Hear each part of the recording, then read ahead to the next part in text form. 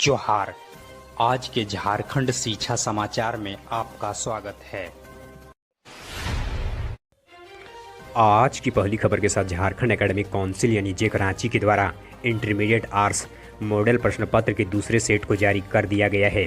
इसके तहत इतिहास, राजनीतिक विज्ञान, अर्थशास्त्र और भूगोल विषय के प्रश्न पत्र को जारी किया गया है। यह सभी सेट संशोधित सिलेबस के आधार ही जारी किया गया है। आर्ट्स के शेष विषयों के मॉडल प्रश्न पत्र की तैयारी चल रही है। साथ ही बताते चलें कि जेक के द्वारा 31 मार्च तक सभी कक्षाओं के 5-5 सेट मॉडल प्रश्न पत्र जारी किया जाएगा। इधर झारखंड लोक सेवा आयोग यानी जेपीएससी के द्वारा नगर विकास एवं आवास विभाग के अंतर्गत कुल 63 असिस्टेंट इंजीनियर की नियुक्ति के लिए 9 अप्रैल से 11 अप्रैल तक लिखित परीक्षा होगी। यह परीक्षा ऑब्जेक्टिव होगी। अभ्यर्थी जेपीएससी के आधिकारिक वेबसाइट से अपने एडमिट कार्ड 26 मार्च 2021 से डाउनलोड कर सकते हैं। साथ ही बताते चलें कि इसके तहत सिविल असिस्टेंट इंजीनियर के 48 पद, मैकेनिकल असिस्टेंट इंजीनियर के 9 पद, वहीं इलेक्ट्रिकल असिस्टेंट इंजीनियर के 6 पदों पर नियुक्ति होनी है। इधर केंद्रीय माध्यमिक शिक्षा बोर्ड यानी सीबीएसई के द्वारा कक्षा 10वीं और 12वीं की बोर्ड परीक्षा 4 मई से शुरू होगी। इस वर्ष भी कोरोना काल के बीच ही परीक्षा होगी। ऐसे में बोर्ड के द्वारा विद्यार्थियों को होम सेंटर पर परीक्षा देने की सुविधा देगी।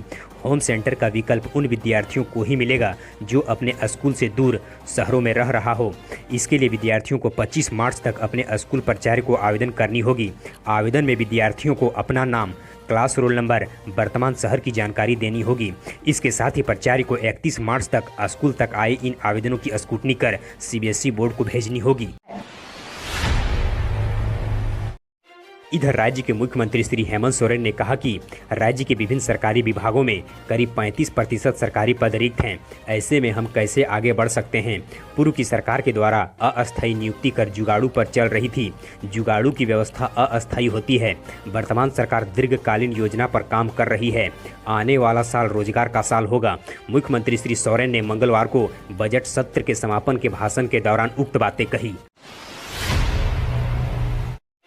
इधर राज्य के सभी सरकारी स्कूलों में पढ़ने वाली पहली से 8वीं तक के छात्र छात्रों को अप्रैल से नई किताबें मिलेगी। कोरोना की वजह से स्कूल नहीं खुलने की स्थिति में पिछले साल की तरह इस साल भी स्कूलों में अभिभावकों और बच्चों को बुलाकर किताबें दिया जाएगा। झारखंड शैक्षणिक अनुसंधान और प्रशिक्षण परिषद के द्वारा इसकी तैयारी की जा रही है। विभिन्न पब्लिशर्स के माध्यम से किताबों की छपाई भी लगभग पूरी कर ली गई है। आधी से ज़्यादा किताबें प्रखंड स्तर पर पहुंचाई जा चुकी है। राज्य के स्कूली शिक्षा और साक्षरता विभाग के निर्देश के बाद स्कूली बच्चों को अगली क्लास में प्रमोट कर किताबें वितरण किया जाएगा। इधर झारखंड लोक सेवा आयोग यानी जेपीएससी के द्वारा कुल 166 वेटनरी डॉक्टर की नियुक्ति नियमावली से अभ्यर्थी परेशान हैं।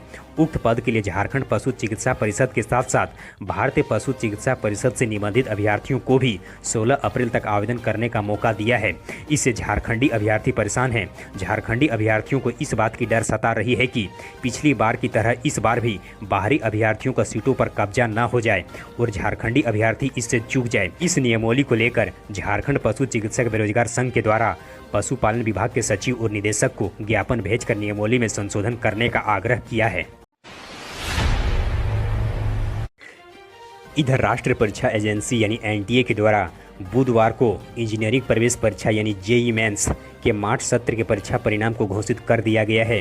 इसमें कुल 13 परीक्षार्थियों ने 100 परसेंटाइल को हासिल किया। इस परीक्षा में रांची के राहुल कुमार 99.99 परसेंटाइल के साथ झारखंड के टॉपर बने। एनटीए की ओर से जारी सूची में राहुल को 17वें स्थान प्राप्त हुआ है। इधर झारखंड विधानसभा में भाजपा के विधायक श्री अमित कुमार मंडल ने जेपीएससी नियमावली में घोर त्रुटि की बातें बताई। परीक्षा के GS2 में औसत के जगह प्रत्येक विषय में पास का विकल्प जोड़ने की मांग की। इस पर संसदीय कार्य मंत्री श्री आलमगीर आलम ने कहा कि राज्य सरकार इस पर विचार करेगी। हालांकि मंत्री आलम ने यह भी कहा कि ऐसा केवल झारखंड में ही नहीं बल्कि अन्य पड़ोसी राज्यों में भी किया गया है। विधायक मंडल ने ध्यानाकर्षण कराते हुए कहा कि जेपीएससी की 7वीं से 10वीं परीक्षा के लिए निकाले गए विज्ञापन में GS पेपर 2 में उत्तीर्ण होने के लिए 40% औसत अंक का नियम बनाया गया है, जबकि प्रत्येक विषय में उत्तीर्णता होनी चाहिए। इससे गुणवत्ता में सुधार होगी। इधर विद्यालय प्रबंधन समिति गुमला के द्वारा एक दिवसीय कार्यशाला नगर भवन गुमला में आयोजित हुआ। डीसी शिशिर कुमार सिन्हा ने कहा कि इस कार्यशाला को आयोजित करने का मुख्य उद्देश्य है कि जिले के सभी विद्यालयों में कोरोना वायरस के बढ़ते प्रसार को देखते हुए राज्य सरकार के द्वारा जारी कोविड दिशा निर्देश के अनुपालन को सुनिश्चित कराना है। उपायुक्त ने जारी आदेश में कहा कि कक्षा 9 से 12वीं के विद्यालय खुल गए हैं, किंतु विद्यालय आने वाले 80% विद्यार्थी ऐसे हैं जो मास्क का उपयोग नहीं कर रहे हैं। सभी स्कूलों में आने वाले बच्चों को कोविड से बचाव हेतु निर्धारित मूल मंत्र मास्क, सामाजिक दूरी तथा निरंतर हाथ धुलाई के नियमों का पालन करवाएं। इधर राज्य के कुल नए 80 लीडर स्कूलों में से चुने गए 32 स्कूलों में जल्द ही सीबीएसई पाठ्यक्रम के अनुसार से पढ़ाई शुरू होगी। इन स्कूलों को सीबीएसई की मान्यता दिलाने के लिए ऑनलाइन आवेदन कर दिया गया है। संबंधित स्कूलों के प्रधानाध्यापकों के माध्यम से राज्य के स्कूली शिक्षा तथा साक्षरता विभाग के द्वारा मान्यता के लिए ऑनलाइन आवेदन भरवाई गई है।